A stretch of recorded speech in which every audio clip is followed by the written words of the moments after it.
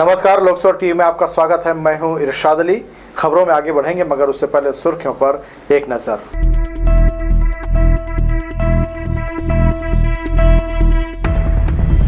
एक विश्व एक स्वास्थ्य थीम पर मनाया गया अंतर्राष्ट्रीय योग दिवस। बहतराई स्टेडियम में किया गया सामूहिक योगासन।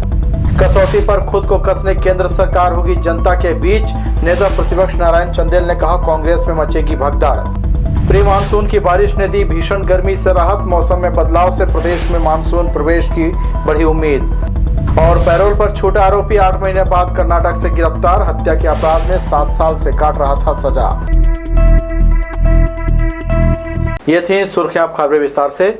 9वें अंतर्राष्ट्रीय योग दिवस के अवसर पर उत्साह एवं खुशी के माहौल में जगह जगह योगाभ्यास कार्यक्रम संपन्न हुआ। बिलासपुर में जिला स्तरीय योग बहतराई इंडोर स्टेडियम में किया गया।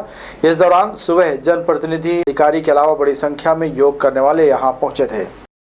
एक विश्व एक स्वास्थ्य थीम और हर घर आंगन योग संदेश पर केंद्रित जिला स्तरीय योग कार्यक्रम संसदीय सचिव रश्मि आशीष सिंह के मुख्य आतिथ्य में संपन्न हुआ। इस दौरान जिला पंचायत अध्यक्ष अरुण सिंह चौहान, जिला पंचायत सदस्य अंकित गौरहा, जिला सहकारी केंद्रीय बैंक के अध्यक्ष प्रमोद नायक, संभाग आयुक्त भीम सिंह, कलेक्टर सौरभ कुमार के अलावा बड़ी संख्या में लोगों ने योगाभ्यास और प्राणायाम किया। इस अवसर पर ब्रह्म कुमारी दीदी मंजू सहित 7 से अधिक योग प्रशिक्षकों योगाचार्यों के मार्गदर्शन में प्रतिभागियों द्वारा योगाभ्यास, ताड़ासन, वक्रासन, प्राणायाम जैसे अनुलोम विलोम, कपालभाति, भुजंगासन, भ्रामरी आसनों का अभ्यास एवं ध्यान किया। कार्यक्रम में संसदीय सचिव रश्मि आशीष सिंह ने सभी को अंतर्राष्ट्रीय योग दिवस की बधाई देते हुए कहा कि नियमित रूप से योग करने पर शरीर में सकारात्मक ऊर्जा का संचार होता है। जीवन को सही दिशा देने के लिए योग, ज्ञान एवं ध्यान आवश्यक है। इसके माध्यम से जीवन को संतुलित किया जा सकता है। उन्होंने कहा कि योगासन शरीर की रोग प्रतिरोधात्मक क्षमता को बढ़ाते हैं और बीमारियों को दूर करते हैं। अपने व्यस्त दिनचर्या से समय निकालकर सभी को अवश्य योग करना चाहिए। योग से न केवल शरीर बल्कि मन भी स्वस्थ रहता है। इस अवसर पर नगर निगम आयुक्त कुणाल दुदावत, एडीएम आर्य कुरवंशी, समाज कल्याण विभाग के अधिकारी सहित अन्य विभागीय अधिकारी, विभिन्न योग संस्थाओं के प्रतिनिधि और गणमान्य नागरिक मौजूद रहे। लोकसभा टीवी के लिए कैमरामैन जयेंद्र गोले के साथ इरशाद अली, बिलासपुर। अंतर्राष्ट्रीय योग दिवस के अवसर पर 7 सीजी बटालियन ने जेपी वर्मा महाविद्यालय में वृहद स्तर पर कैडेट्स के साथ योग दिवस मनाया। इस अवसर पर 7 सीजी बटालियन के सभी यूनिटों के कैडेट को योग के फायदे बताए गए। इस दौरान सभी ने सामूहिक योगासन किया। कार्यक्रम में योग प्रशिक्षक के रूप में आर्ट ऑफ लिविंग की अंशुला सैनी उपस्थित थी। बटालियन के colonel Amitabh Srivastava, lieutenant colonel Sanjeev Kumar Rai के निर्देशन में आयोजन किया गया। सभी यूनिट के केयरटेकर, एएनओ और 250 कैडेट्स इसमें शामिल हुए। खाद्य तेल का बार बार इस्तेमाल करने से ग्राहक बीमार पड़ सकता है।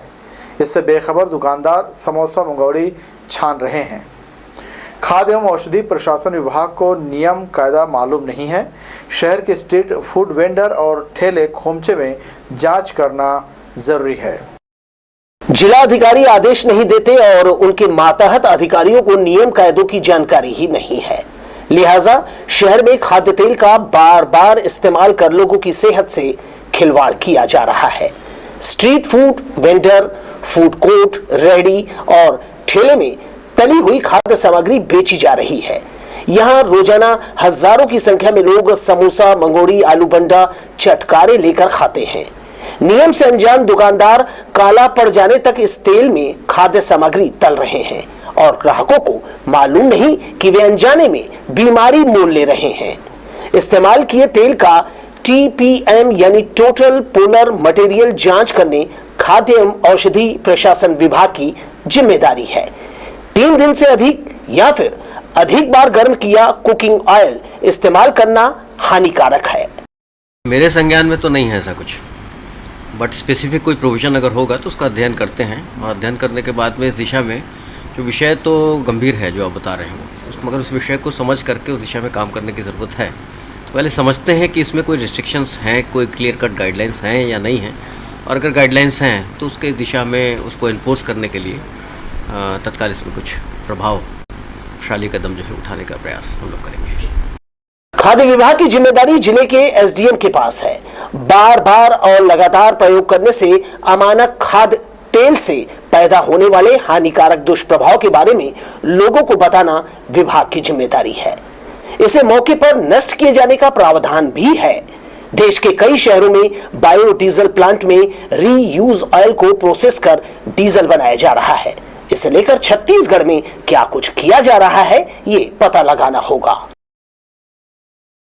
कैमरामैन सतीश साहू, सुशांत सिंह के साथ दिलीप जगवानी, लोकसो टीवी, बिलासपुर।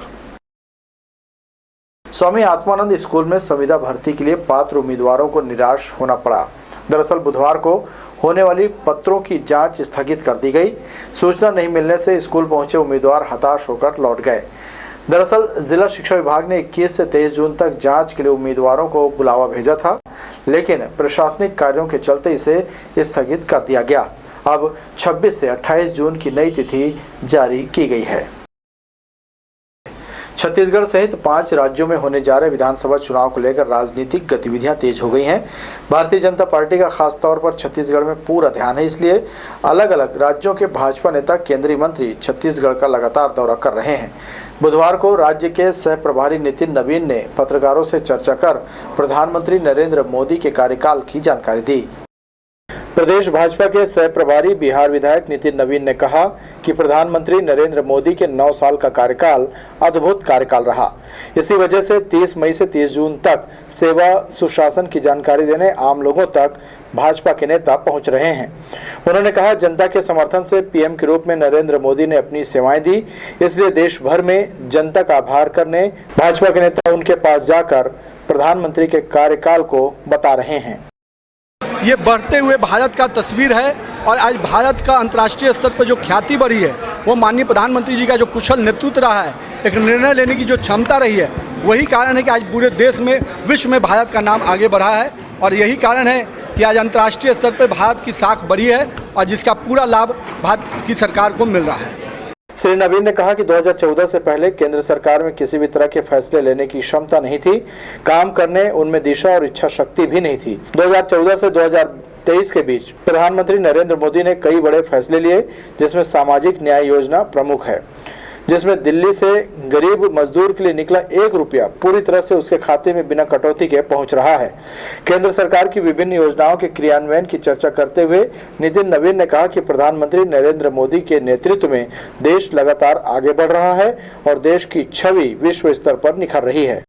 गरीब कल्याण योजना के माध्यम से इस देश की जो सेवा की है और सेवा और सुशासन का जो मंत्र माननीय प्रधानमंत्री जी ने अपने शपथ के साथ लिया था, उस शपथ के साथ माननीय प्रधानमंत्री जी ने काम किया है। आज जहां गरीबों के लिए शौचालय, प्रधानमंत्री आवास योजना, आयुष्मान योजना, अन्य योजनाओं का लाभ सीधे गरीब के खाते में पहुंच रहा है, वहीं इस देश में इंफ्रास्ट्रक्चर में भी लगातार बढ़ोतरी हुई। आज 3.5 करोड़ आवास प्रधानमंत्री आवास में बने, करीब एक दिन में 40 किलोमीटर की सड़कें प्रतिदिन बन रही हैं। पत्रकारों से चर्चा के दौरान प्रदेश के नेता प्रतिपक्ष नारायण चंदेल, विधायक रजनीश सिंह, विधायक धर्मलाल कौशिक, पूर्व मंत्री अमर अग्रवाल, पूर्व सांसद लखनलाल साहू, प्रदेश महामंत्री भूपेंद्र सवन्नी, अनुराग सिंहदेव, रामदेव कुमावत के अलावा अन्य भाजपा के नेता मौजूद रहे। लोकसभा टीवी के लिए कैमरामैन सतीश साहू के साथ इरशाद अली, बिलासपुर। छत्तीसगढ़ के नेता प्रतिपक्ष नारायण चंदेल का कहना है कि प्रधानमंत्री नरेंद्र मोदी की सरकार एक ऐसी सरकार है जो विकास के मुद्दे पर जनता के बीच अपने कार्यों को लेकर जा रही है। सरकार के द्वारा विश्वास की कसौटी पर खरा उतरने का प्रयास किया जा रहा है। उन्होंने कहा कि छत्तीसगढ़ में राष्ट्रीय नेता आ रहे हैं जो लोगों को प्रधानमंत्री के कार्यों को बता रहे हैं। श्री चंदेल ने छत्तीसगढ़ सरकार पर कई गंभीर आरोप लगाते हुए कहा कि इस सरकार में तमाम तरह के घोटाले हुए हैं। यहाँ कांग्रेस के नेता अपने ही मुख्यमंत्री से नाराज चल रहे हैं। आने वाले समय में कांग्रेस में जमकर भगदड़ मचने वाली है। विधानसभा अध्यक्ष जी मौन है। कांग्रेस के एक विधायक है चन्नी साहू जी, उनके पति को प्रताड़ित किया जाता है, अंदर किया जाता है। वो स्कूटी में विधानसभा आने के लिए बाध्य होती है। प्रदेश कांग्रेस कमेटी के अध्यक्ष माननीय मोहन मरकाम जी, जो हमारे साथ विधानसभा में बैठते हैं, उन्होंने भूपेश सरकार के खिलाफ में अपने निर्वाचन क्षेत्र कोंडा गांव में 7 करोड़ रुपए के डीएमएफ में घोटाला हुआ था, ये पिछले विधानसभा के सत्र में उन्होंने उठाया था। भाजपा बोले तो अलग बात है। तो ये स्वर किस प्रकार के स्वर है? ये कांग्रेस में उभरते हुए असंतोष के स्वर है। इन दिनों नाला नालियों का निर्माण शहर में तेजी के साथ किया जा रहा है। चौक चौराहों पर नाला निर्माण के लिए खोदे गए गड्ढों के कारण लगातार जाम की स्थिति बन रही है। हालांकि पुलिस के जवान चौक चौराहों पर तैनात होकर व्यवस्था को संभालने का प्रयास कर रहे हैं, उसके बावजूद घंटों जाम में लोग फंस रहे हैं।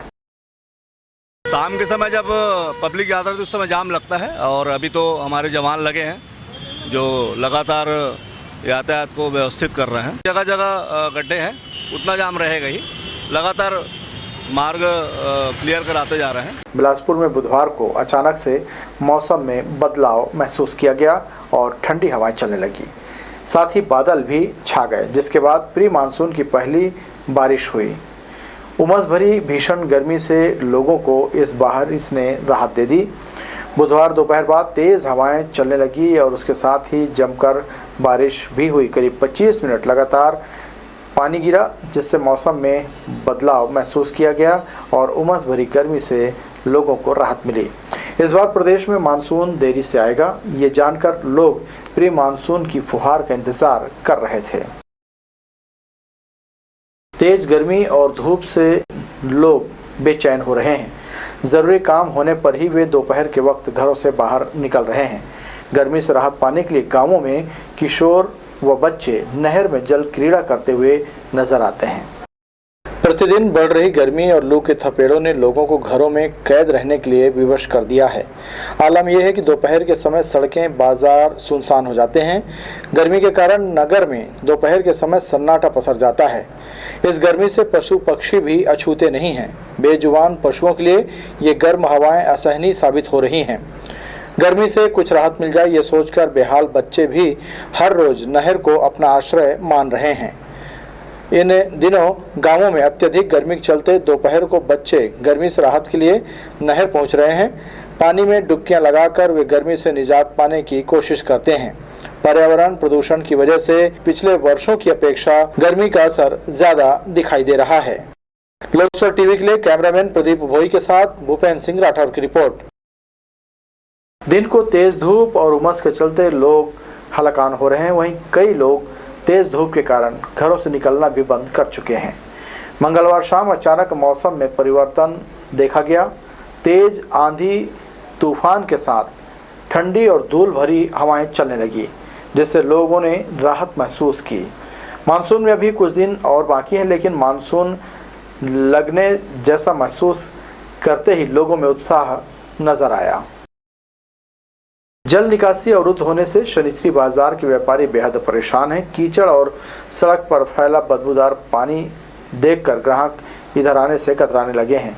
यहां लगे हैंडपंप का इस्तेमाल बाजार के व्यापारी करते हैं। उनके मुताबिक कुछ समय पहले तक बाजार की निकासी बिलासा चौक सड़क की तरफ थी, जिसे सड़क ऊंची होने से बंद कर दिया गया है। अब निकासी की नई व्यवस्था करनी होगी। शनिचरी बाजार है, सबसे पुराना मार्केट है बिलासपुर गए। ये 3-4 साल से हम परेशान हैं ये पानी से। ये बहता ग्राहक खड़े ही हो, जहाँ 5,000 धंधा कर रहे थे 1,000-1,500 धंधा कर रहे हैं। तो ये पानी कहाँ से? ये नल से निकल रही है, ये पानी पूरा मार्केट में बह रहा है। सब लोग परेशान, खाली मैं अकेले परेशान हूँ, पूरा मार्केट परेशान है इससे। पानी की समस्या साल 1.5 साल निकासी जो निकल रही थी पानी उस तरफ से जा रहा था, मतलब मेन रोड में। अब ये क्या हुआ है, वो जाम हो गया पानी। प्रशासन ने आश्वासन, विधायक जी भी आश्वासन दे रहे हैं, पार्षद जी भी आके देख रहे हैं, सिर्फ आश्वासन मिल रहा है। मार्केट वाले परेशान हैं, बहुत परेशान हैं। बढ़ेंगे अहम खबरों की ओर, मगर उससे पहले सुर्खियों पर एक नजर।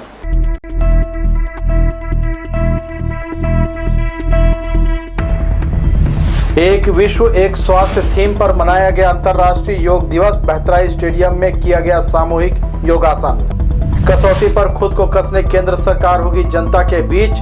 नेता प्रतिपक्ष नारायण चंदेल ने कहा, कांग्रेस में मचेगी भगदड़। प्री मानसून की बारिश ने दी भीषण गर्मी से राहत। मौसम में बदलाव से प्रदेश में मानसून प्रवेश की बढ़ी उम्मीद। और पैरोल पर छूटा आरोपी 8 महीने बाद कर्नाटक से गिरफ्तार। हत्या के अपराध में 7 साल से काट रहा था सजा। हत्या के मामले में पैरोल से बाहर आया आरोपी 8 महीने से फरार चल रहा था। न्यायालय से वारंट जारी होते ही चकरभाटा पुलिस आरोपी को कर्नाटक से गिरफ्तार किया। पुलिस ने आरोपी को न्यायालय में पेश कर जेल दाखिल कर दिया है। चकरभाटा के कनेरी में वर्ष 2015 में एक युवक की हत्या कर दी गई थी। इस मामले में 17 लोगों को आरोपी बनाया गया था, जिसमें कई नाबालिग भी शामिल थे। इस प्रकरण में कई लोगों की रिहाई हो चुकी है। हत्या के इस मामले में मुख्य आरोपी को आजीवन कारावास की सजा सुनाई गई है। लॉकडाउन के समय आरोपी की तबीयत बिगड़ गई थी, जिसे पैरोल पर छोड़ा गया था। आरोपी इसका फायदा उठाते हुए फरार हो गया। न्यायालय से वारंट निकलते ही चकरभाटा पुलिस आरोपी की तलाश सरगर्मी से कर रही थी। तभी सूचना मिली कि फरार आरोपी कर्नाटक में छिपा हुआ है।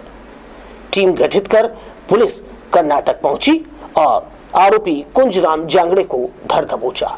हम आपको बता दें कि इससे पहले भी यह आरोपी पैरोल पर रिहा हुआ था, जो फरार हो गया था, जिसे सिविल लाइन पुलिस ने भारी मशक्कत के बाद गिरफ्तार कर कोर्ट में पेश किया था। वर्ष 2015 का एक हत्या का मामला है, जिसमें आरोपी को गिरफ्तार करके जेल में निरुद्ध किया गया था। इसी दौरान अक्टूबर 2022 में माननीय न्यायालय के द्वारा उसे अस्थायी जमानत पर रिहा किया, 1 माह के लिए अस्थायी जमानत पर रिहा किया गया था। इसी दौरान आरोपी मौका देख करके फरार हो गया था, आत्मसमर्पण नहीं किया था, जिस पर माननीय न्यायालय के द्वारा वारंट जारी किया गया था। कई बार उसके घर एवं उसके रिश्तेदारों के यहाँ दबी दी गई थी, किंतु आरोपी अपने सगुनत से फरार चल रहा था। मुखबिर सूचना के आधार पर इसके कर्नाटक टीम भेजी गई थी, जहाँ पर आरोपी एक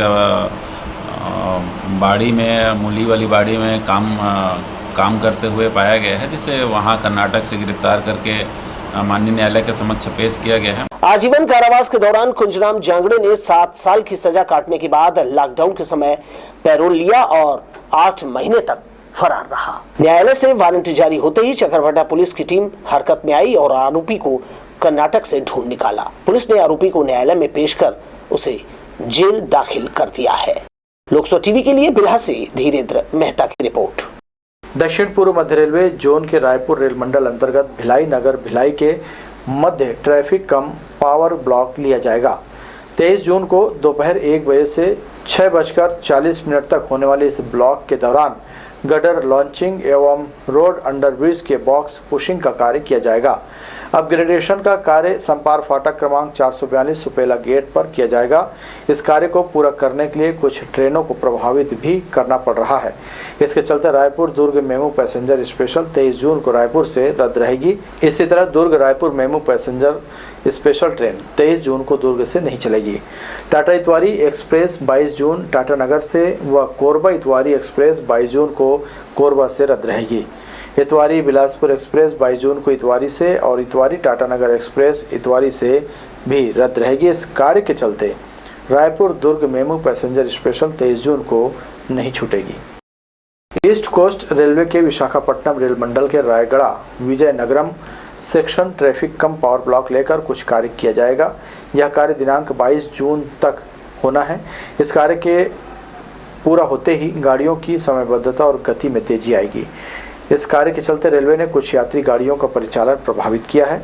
22 जून को रायपुर और विशाखापट्टनम से रवाना होने वाली रायपुर विशाखापट्टनम रायपुर पैसेंजर स्पेशल रद्द रहेगी। 22 जून को ही विशाखापट्टनम से रवाना होने वाली गाड़ी संख्या विशाखापट्टनम निजामुद्दीन एक्सप्रेस 2 से 2.5 घंटे देरी से चलेगी। जीआरपी की एंटी क्राइम टीम ने बुधवार को बिलासपुर रेलवे स्टेशन के प्लेटफॉर्म नंबर 6 से एक युवक को 7 किलो गांजा के साथ गिरफ्तार किया है। आरोपी के खिलाफ एनडीपीएस एक्ट 20B के तहत कार्रवाई कर न्यायालय में पेश किया गया।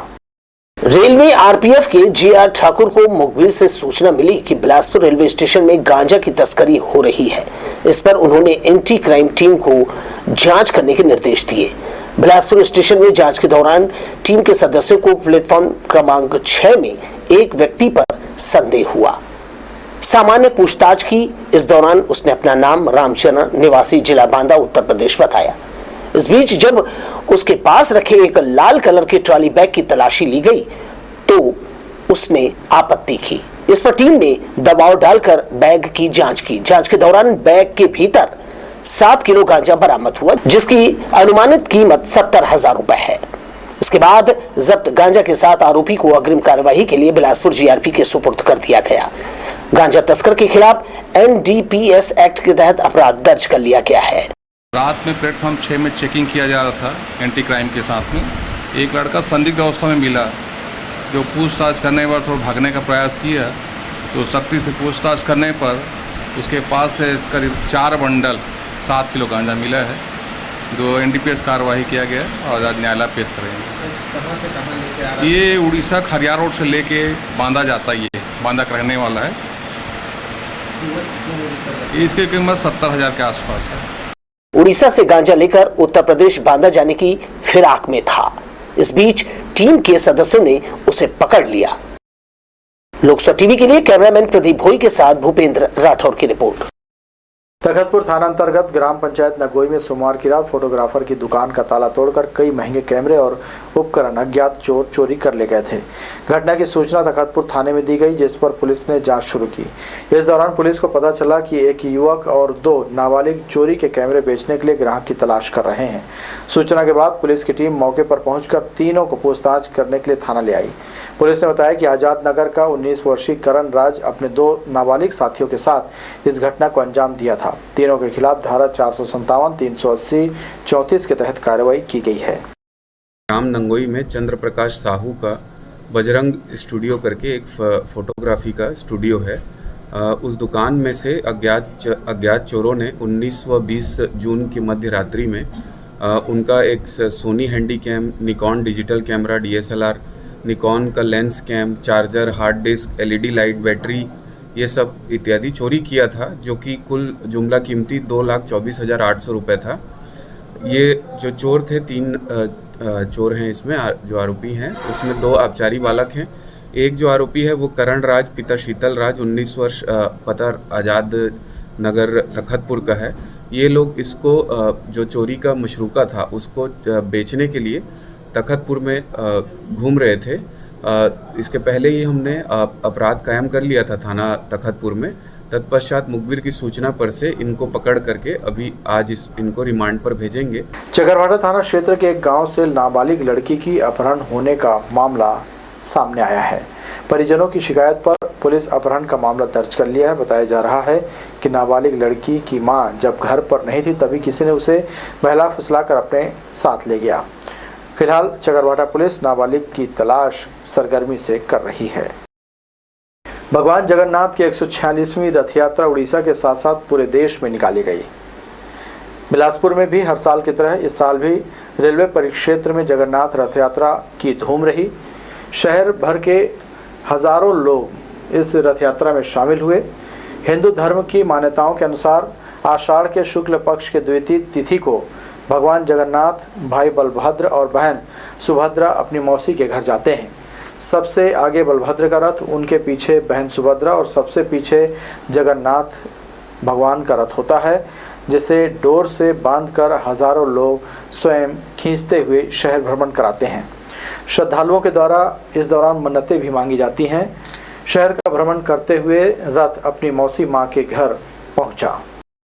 रथ यात्रा सुबह से 4 बजे से शुरू हुआ है रथ यात्रा और 3:30 बजे रथ निकला है, तो मौसी माँ का घर पहुंच गए हैं 7:30 के बाद में।